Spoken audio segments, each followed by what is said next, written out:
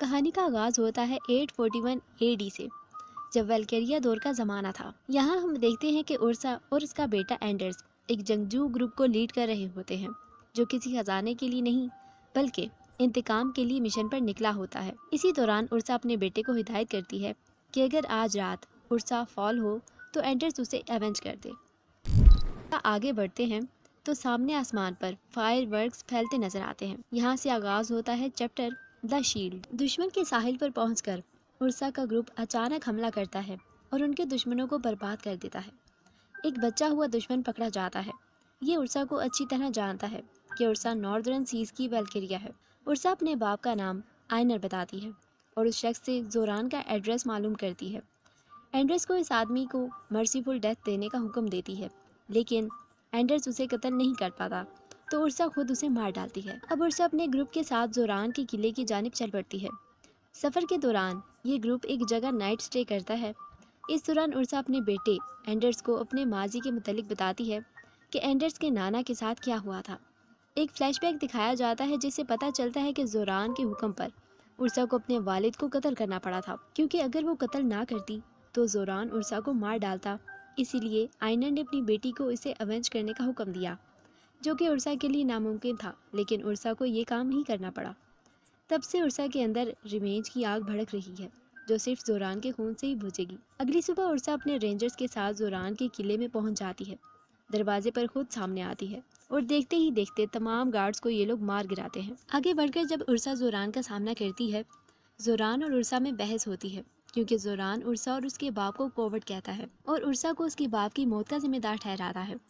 इतने में जोरान का सर धड़ से जुदा हो जाता है और ये कत्ल किया है उर्सा के बेटे एंडर्स ने। साथ ही एक औरा एंडर्स को दूर धकेलता है और फिर एक वहशी मखलूक अचानक उन पर हमला करती है और उर्सा का पूरा ग्रुप मार दिया जाता है। ये है प्रेडेटर, जो एलियंस की तरफ से भेजा गया है, ह्यूमैनिटी का दुश्मन है। उर्सा और एंडर्स उस क्रिएचर से लड़ते हैं। एक इंतहाई अफरा तफरी और खूनी जंग होती है, जिसमें उर्सा को एक चट्टान से नीचे फेंका जाता है, लेकिन वो जिंदा बच जाती है और बर्फ में गिरकर अपने आसपास के माहौल का फायदा उठाकर उस मॉन्स्टर से बचती है। आखिरकार वो उस क्रिएचर को ही बर्फ में गिरा देती है।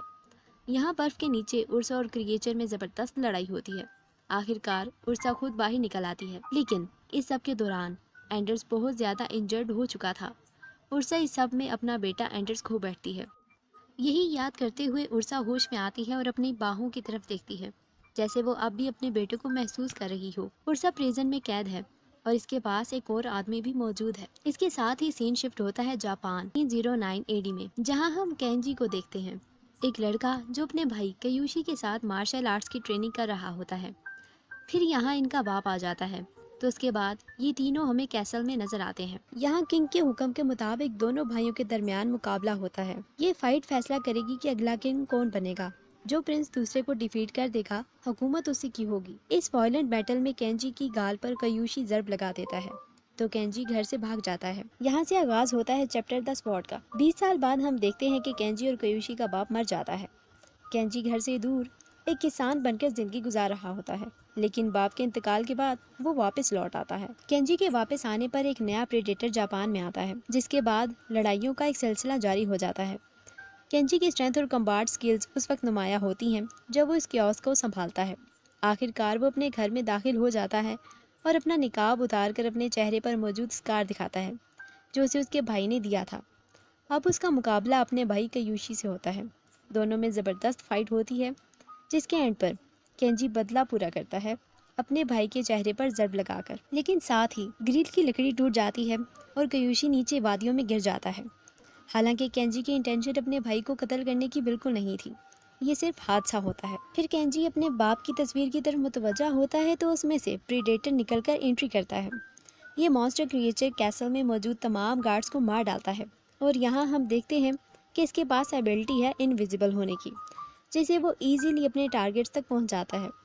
केंजी छुपकर उसे देख रहा होता है और बचते बचाते वो खुद को एक रूफ के साथ हैंग कर लेता है। फिर ये क्रिएचर इससे मुकाबला करती है, वो पानी में गिर जाता है। यहाँ कयूशी सामने आता है, यानी कयूशी मरा नहीं था, बच गया था। तभी क्रिएचर भी यहाँ आ जाता है और कयूशी को स्टैप कर देता है। फिर दोनों भाई मिलकर उसके साथ फाइट करते हैं और एट द एंड उसे काट डालते हैं।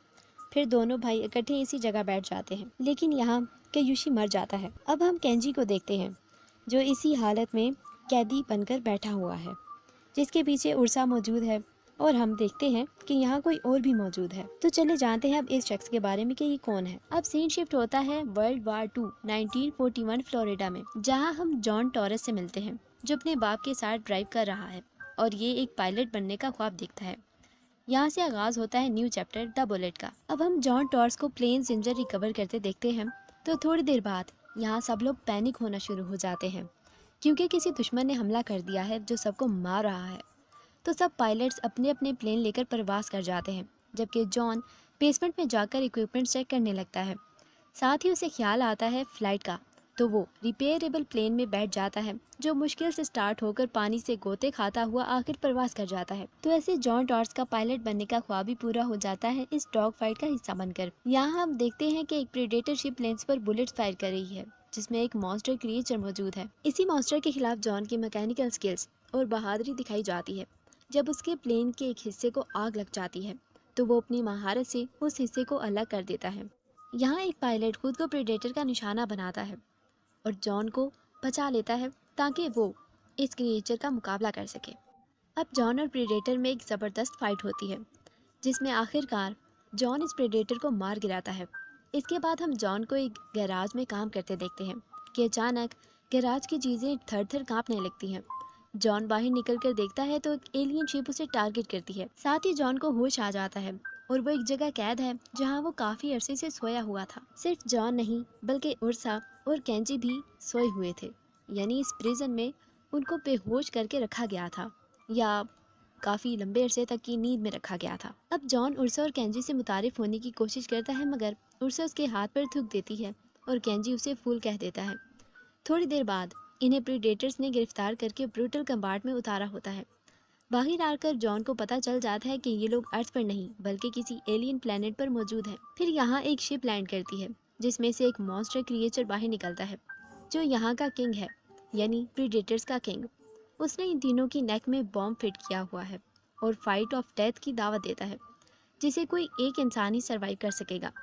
पहले तो इन तीनों में तनाज़ात होते हैं, लेकिन जल्द ही इन्हें समझ आ जाती है कि जिंदा रहने के लिए इन्हें एक टीम बनकर काम करना होगा। ये तीनों मुख्तलिफ मॉन्स्टर्स का सामना करते हैं, जो प्रीडेटर्स उन पर छोड़ते हैं। इनके दरमियान का रिलेशन इवॉल्व होता है, जहां वो अपने अंदर के कॉन्फ्लिक्ट्स और इस जंगली इन्वायरमेंट का सामना करते हैं। बैटल के दौरान उर्सा जॉन पर हमला करने लगती है, तो इसको जॉन में एंडर्स दिखाई देता है। साथ ही एक मॉन्स्टर जॉन को निगल जाता है। अब उर्सा उस मॉन्स्टर से फाइट करती है, जिसके अंदर जॉन मौजूद है। अब उर्सा का साथ केंजी भी देता है। दोनों मिलकर उस मॉन्स्टर को डिफीट करते हैं। मॉन्स्टर बेसमेंट में चला जाता है, तो उसके मुंह के अंदर मौजूद जॉन भी उसके साथ ही चला जाता है। बाहर उर्सा और केंजी आमने सामने हैं फाइट के लिए, क्योंकि सरवाइव तो किसी एक को ही करना है।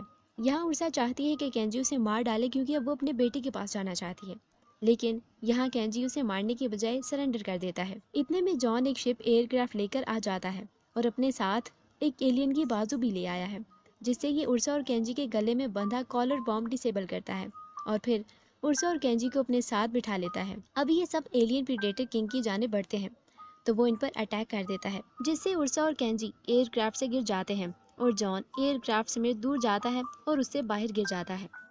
अब उर्सा और केंजी प्रीडेटर किंग के खिलाफ लड़ते हैं। उर्सा के इंतकाम की आग और तेज हो जाती है।